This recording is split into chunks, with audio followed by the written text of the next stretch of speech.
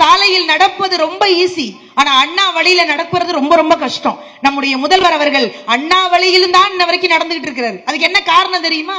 அவர் 3 பல்கலைக்கழகத்தில் படித்தவர். நம்முடைய முதல்வர் அவர்கள் 3 பல்கலைக்கழகத்தில் படித்தவர். முதல் பல்கலைக்கழகம், தனக்கு மேலே யாரும் கிடையாது, தனக்கு கீழே யாரும் கிடையாதுன்னு சொன்ன பெரியார் என்ற பல்கலைக்கழகம். இன்னொரு பல்கலைக்கழகம் உயரம் குறைவாக இருந்தாலும் திராவிட முன்னேற்ற கழகத்தை உயரத்தில் கொண்டு போய் வைத்த அறிஞர் அண்ணா என்ற பல்கலைக்கழகம். 3வது பல்கலைக்கழகம் கட்டுக்கட்டாக பணத்தை ஒதுக்குபவர்களுக்கு மத்தியில் தன்னையே கட்டுமரமாக ஒதுக்கிய டாக்டர் கலைஞர் என்ற 3வது பல்கலைக்கழகம். 3 பல்கலைக்கழகத்தில் படிச்சதுனாலதான் இன்னைக்கு எல்லா விஷயமும் எல்லாமும் அவருக்கு தெரியுது. அதனாலதான் இன்னைக்கு எல்லார் இடத்திலையும் முதல்வர் அப்படின்னா அது ஒரு மிகப்பெரிய சந்தோஷம். இன்னும் கூடுதலா சொல்லணும்னா அந்த அப்பாங்கிற ஒரு வார்த்தை. பசங்களை மேய்க்க முடியுதாங்க நம்மளால? மே மாசம் வந்துருச்சு, மனசாட்சியை தொட்டு சொல்லுங்க, யாரெல்லாம் உயிரை கையில பிடிச்சிட்டு வாழ்றீங்க? நானும் 2 வச்சிருக்கேன்க்கா வீட்டுல.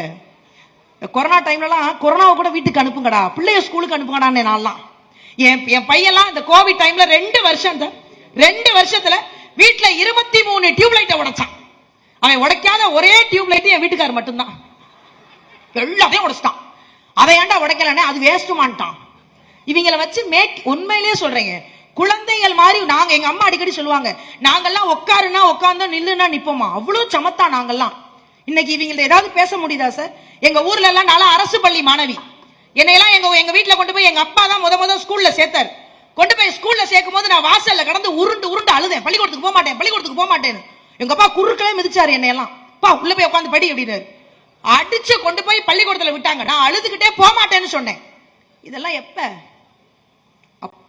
நான் படிக்கும்போது அப்பன்னோட அந்த பாட்டி சொல்லுது, நம்ம கூட தான் படிச்சிருப்பா போலடி, பிரிச்சு போடுவேன், வயசு 20 தான் ஆகுது. அதெல்லாம் அப்ப நாம அழுது அப்பா தரதரன்னு இழுத்து கொண்டு போய் பள்ளிக்கூடத்துல விட்டதெல்லாம் அப்ப.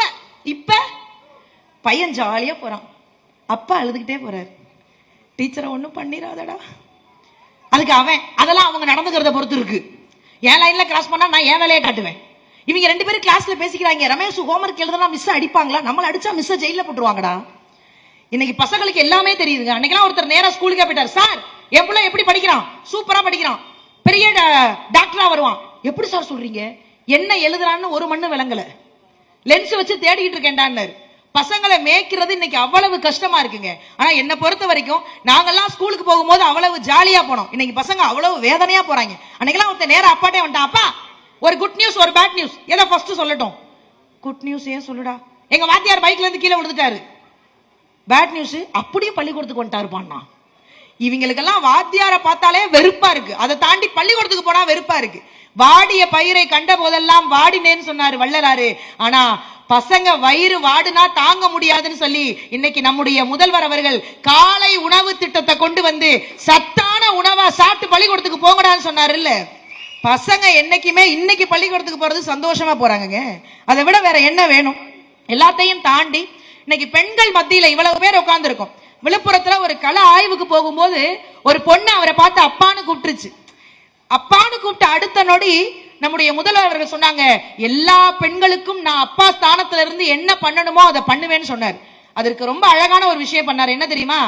தாய் தகப்பன் இல்லாத குழந்தைகளுக்கு மாதம் 2000 ரூபாய் கொடுக்கிறாரு. அப்படின்னா இந்த 2 குழந்தைகளுக்கும் தாயும் கிடையாது தகப்பனும் கிடையாது, நான் உங்களுக்கு இருக்கேன்னு ஆதரவு கொடுக்கக்கூடிய முதல்வர் நம்முடைய தமிழகத்தினுடைய முதல்வர்னா அது சாதாரண விஷயம் கிடையாதுங்க. பிளே ஸ்டோர் மற்றும் ஆப் ஸ்டோரில் இருந்து பாலிமர் செயலியை QR கோடு மூலம் பதிவிறக்கம் செய்யுங்கள். செய்திகளை உடனுக்குடன் பெறுங்கள்.